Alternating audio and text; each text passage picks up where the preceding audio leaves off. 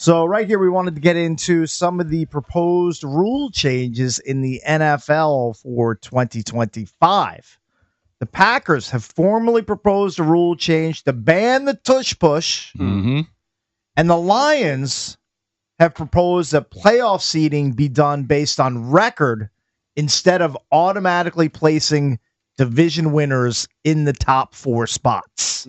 So those are the two biggest rule changes that have been proposed. How much support is behind each one? I mean, because they can make these proposals. I'm not all sure the time. yet, but any rule change has to be approved by 24 out of 32 team owners to pass. I mean, they might be able to ban that tush push because no one can freaking stop it. I mean, It's kind of a joke. Learn to stop it. Yeah, An offense came up with the play because they've got a great offensive line. And by the way, some defenses stop it on occasion. We saw that in the Buffalo Bills Kansas City Chiefs game because the Bills tried to do it a bunch of times. They had some success, but eventually the Chiefs shut it down in key moments.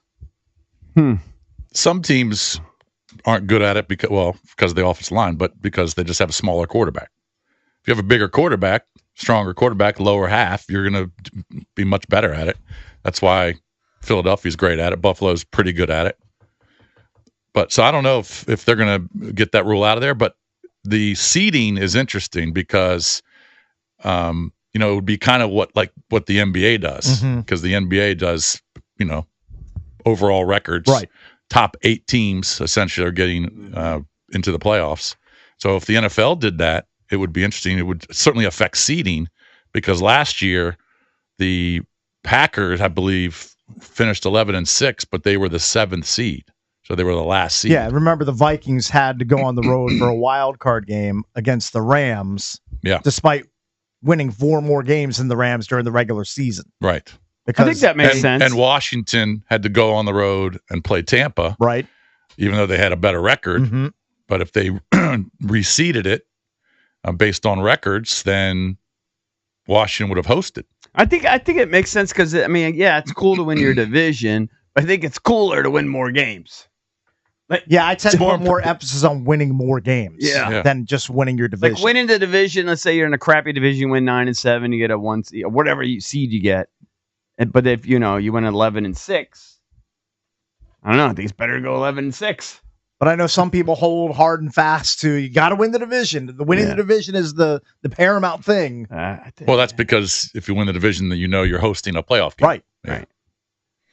But I think it's more important to have a better record. I think I'm on board with that one.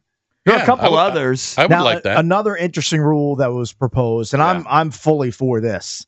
The Lions proposed that illegal contact and defensive holding penalties would not give the offense an automatic first down. That is infuriating. So if it's 3rd and 17 and you get a legal hold or illegal contact, it's an automatic first down. It's only a 5-yarder. It's only a 5-yard penalty. Correct. But it's an automatic first down. It seems especially punitive. Yeah. To the defense. I think it's one of the best rules in the NFL. You think it is? People complain about it all the time, but you're not thinking how it's going to slow down the game so much if teams can hold and get away with it. So say it's 3rd and 9, right? You get beat on a double move, and the quarterback's still they're just going to hold every single time. They're going to grab you every single time.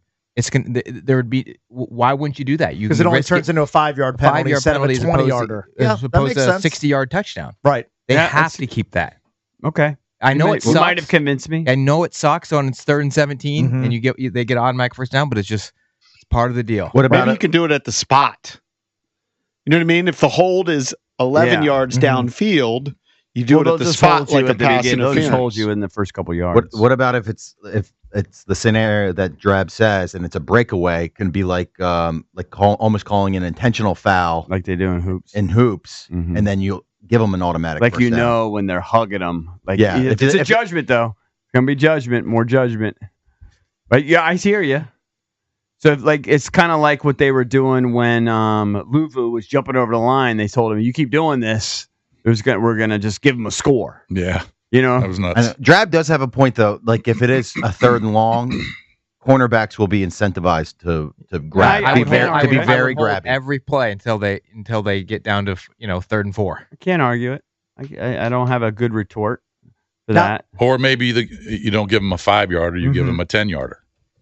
Now, the Commanders also proposed a rule. I don't know if you guys saw this or not, allowing teams to obtain scouting credentials for games in week 17 and 18 for potential playoff opponents in the conference and requiring teams hosting wildcard games to grant scouting credentials to any team in their conference that is in the playoffs.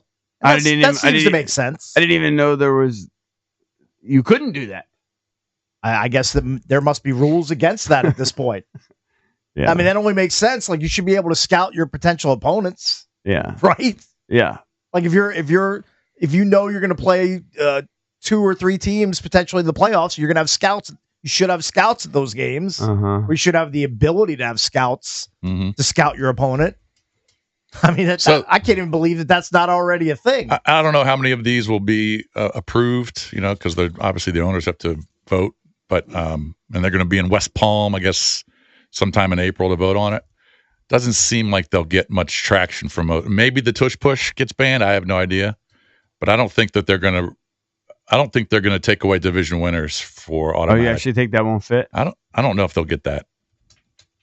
I would like it. I just don't know if they will. Another NFC East team proposed this rule. The Eagles proposed a change in overtime rules to align it more like the playoffs when each team is guaranteed an opportunity to score. I like that. I do like that. That makes sense to me also at first glance. The proposal would extend regular season overtime from 10 minutes to 15 minutes, and the game wouldn't end if the team that got the ball first scored a touchdown. Right. I kind of like that too. Yeah. Definitely should match. If the team goes down and drives and scores a touchdown, the other team should have the opportunity to do the same. Well, I think also just end the game right there. The regular season and postseason overtime. I mean, the overtimes have changed so much these days that I think a lot of times you're scratching your head going, "How does it work?" Right. And we watch every week. It's good that they flash the graphic up before overtime. Like, what's going on here again? They give you the rundown. Do they have to score as to what the most recent rules are? Do we get a crack at this? It's changed a lot. Remember when Donovan McNabb didn't know? Yeah. Didn't know a game could end in a tie. Correct. I kind of have a little more sympathy for him right now. Yeah, but this was before they made all the changes. Yeah. Was that when he was with the Eagles or with the Skins? I'm going to guess it was with the Eagles because the Eagles, he was here for the blink of an eye and he was being benched at the end of games. Man, his bad cardio. His Skins run was not a glorious one. Boy, his reputation just went in the toilet. As soon as he left Philly. I mean, just in the toilet. Became all about the wristband. Wasn't great. And his cardio. Yeah.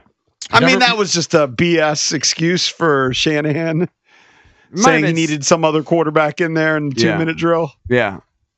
But I do think there might have been an issue. Like, I don't know. Shanny couldn't wait to get guys like Rex Grossman and John Beck out under center. Yeah, that was embarrassing. But I just don't know how dedicated to his craft he was towards the end of his career.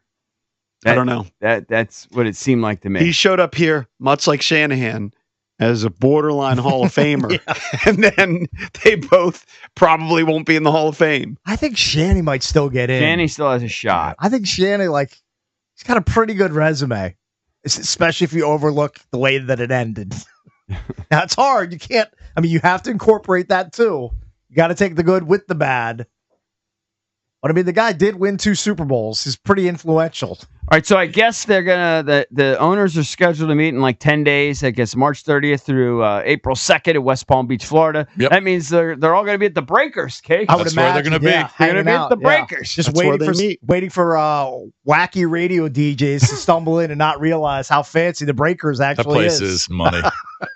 We thought it was their typical beach bar. Hey, let's go to the Breakers. It's so funny. It was a great beach bar. So funny. It's Let's go there with our flip flops. It's like one of the most iconic board shorts. Jean shorts. It's like a tiki hut. You think there's a tiki hut? Yeah. They thought there'd be the Jimmy Buffett playing karaoke. Yeah. You have a lime green and pink bar stools. Hey, Jason treated their parking lot like it was a tiki bar. Yeah, he did. Yeah, he did. Well, I just remember it was like a 4-mile walk from the bar to the car. Yeah. Can't blame me. Well, it was a long walk with you walking backwards because you're relieving yourself. That's true. Yeah. Wish we had video evidence. Wish we had Yeah, a I'm surprised recording you of that. didn't. Didn't Jason like make friends with this old rich lady? Yeah, immediately. He goes into the bar. He sniffs that money out He like goes, he's "CB, you like got a drug dog Like at a the airport. bloodhound. He goes, I want you to meet so and so. She owned a bunch of horses. He said she's loaded. That's what he said it right in front of her. Yeah. Like, it's She wasn't that old either. embarrassing. She wasn't that old. Yeah, she owned what? She owned race horses or something? Or She owned just- horses, yeah. Yeah, I mean, the Valdez and Drab own Yeah, horses. you don't too. have to be rich to own horses. that's true. Or Exhibit A. Yeah, I mean, it depends on what sort of horse you own. What level of horse I'll you're just talking never about. forget actually the views Oh, from yeah. like that bar area with Yeah. the ocean right there. I mean, it's sick. I missed it because I was chasing flops with Dave Richard in a different part of Florida. Of course I you was in Pompano Beach, Yeah, Florida. hey, the two ends of the spectrum. You guys are at the breakers and Cakes is at a dog track. Yeah, no, this is different than the dog Oh. track. But I was hanging with a bunch of senior citizens. Like I was the youngest guy at the table. Me and Dave Richard by about 15 years, I have to 20 say, years. So I was at this just quickly. Tom and I were at the urinal yesterday. We were just kibitzing. We were chatting. We had one urinal between us. Okay, and we're just chatting about our a round of golf or whatever the heck it was. And a senior citizen guy came up and he says, "Sorry, fellas, I hate to interrupt." And he's nope. And then he just started. I was so proud of myself. He just started ripping him. He couldn't help himself. Okay. Because he was an older Sure. guy. Okay, And it it's happens. just his body was just Yeah. making all kinds of noises. And I didn't let it phase me. I didn't start cracking up. I didn't start laughing. I didn't embarrass the guy. Kept a straight face. Kept the straight face the whole time. I felt like I passed the maturity test. Very Cakes. good. You're used to it's it. Cakes has impressive. been ripping them for three No, decades. Okay, that may That's be the case. different. There's a new leader in the clubhouse, and he's sitting. He's wearing a red Titleist hat. I actually have kind of noticed that. You used to be the leader in Yeah, that. he's. I've passed the baton. Yeah, could be me. Could be me. All right, don't forget, coming up later at 8 o'clock, you'll have a chance to win tickets to Nats opening day. You don't want to miss that.